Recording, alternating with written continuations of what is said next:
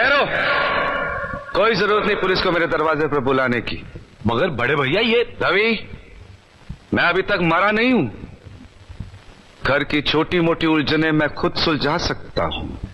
साहब जी इन्हें डांटिए, अभी का अभी डांटिए। अरे छोटी मालकिन के गहने चोरी हो गए और ये लोग हम पर शक कर रहे हैं। ये लोग सोच रहे हैं कि वो गहना हम कहीं बेचा है।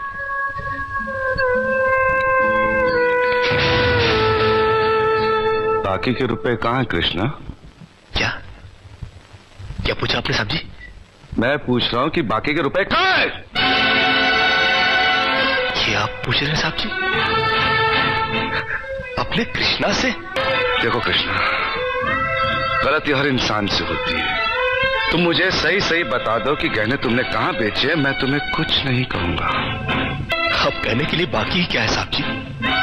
एक छोटा सा सवाल पूछ के आपने बहुत कुछ कह दिया है साहब जी। कृष्णा, बात को आगे मत बढ़ाओ।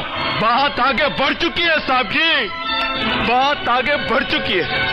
अब तो आप पुलिस को ही बुलाइए।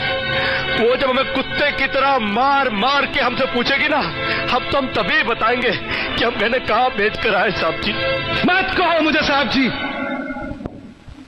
इसी साहब जी की इज्जत आज तुमने मिट्टी में मिला दी। क्या कुछ नहीं किया था मैंने तुम्हारे लिए, इसका मुझे तुमने ये बतला दिया। अरे हट जाओ ज्योति। जिस दिन मेरी फैक्ट्री जलकर राख हो गई थी और मैं बर्बाद हो गया था, मुझे उतना दुख नहीं हुआ था कृष्णा जितना आज हुआ जब तुमने इस घर में चोरी की है। साहब जी,